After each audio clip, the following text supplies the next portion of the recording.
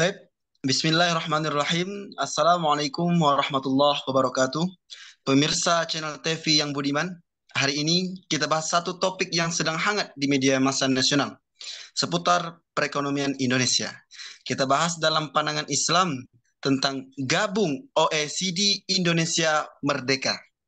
Telah hadir bersama kita pakar ekonomi Islam spesialis dakwah ekonomi, Bung Yuwana Triutomo. Kita sapa dulu. Bung Yuwana, Assalamualaikum warahmatullahi wabarakatuh.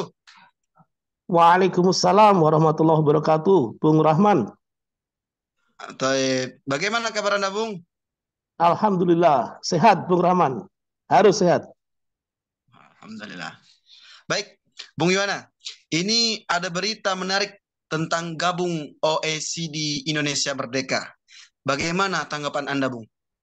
Iya, terima kasih Bung Rahman. Indonesia merdeka memang menjadi cita-cita luhur kita semua. Sejak founding father kita menyatakan proklamasi kemerdekaan tanggal 17 Agustus 1945, 78 tahun yang lalu. Bahkan cita-cita luhur itu dituangkan dalam pembukaan Undang-Undang Dasar 45 dengan tujuan bernegara, melindungi segenap bangsa, memajukan kesejahteraan umum, mencerdaskan kehidupan bangsa, ikut melaksanakan ketertiban dunia yang berdasarkan kemerdekaan, perdamaian abadi, dan keadilan sosial.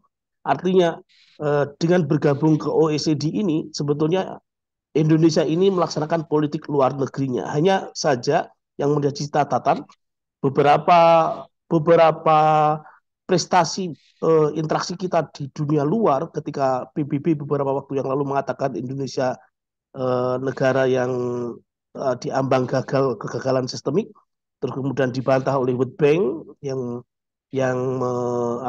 menyebut Indonesia sebagai middle income country, negara dengan berpendapatan menengah dan ke atas, termasuk ini Indonesia mau gabung OECD, mau gabung Bridge juga menawarkan agar Indonesia gabung ke sana, termasuk G20 juga sudah bergabung.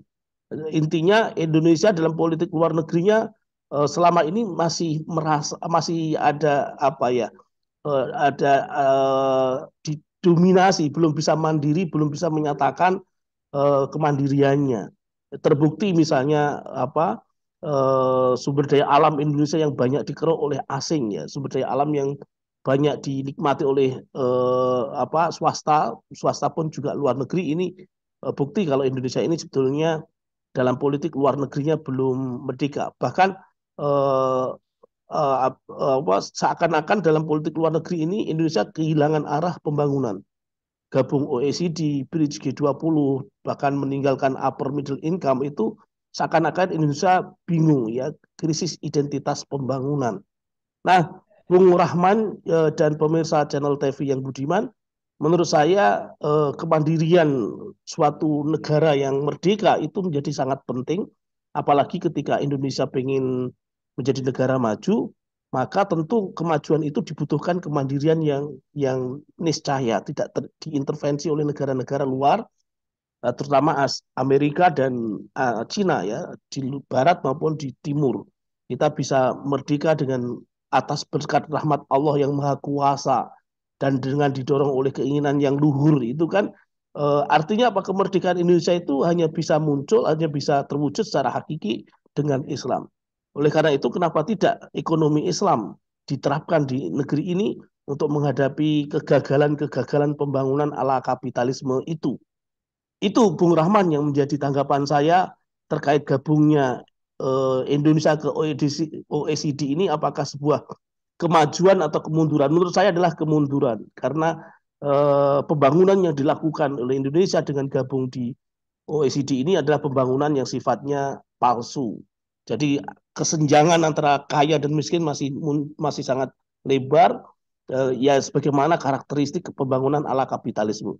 Makanya untuk merdeka, Indonesia harus menerapkan atas berkat rahmat Allah yang maha kuasa itu kembali kepada syariat Islam, diterapkannya ekonomi Islam. Terima kasih Bung Rahman. Terima kasih sekali. Oke, baik. Terima kasih Bung Yuwana atas tanggapannya. Semoga tetap semangat mendakwahkan ekonomi Islam selamanya. Amin, Amin. amin. Ya, sama-sama Bung Rahman.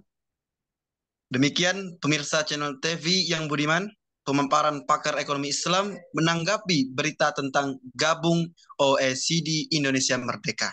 Semoga berkah, sampai jumpa lagi. Terima kasih.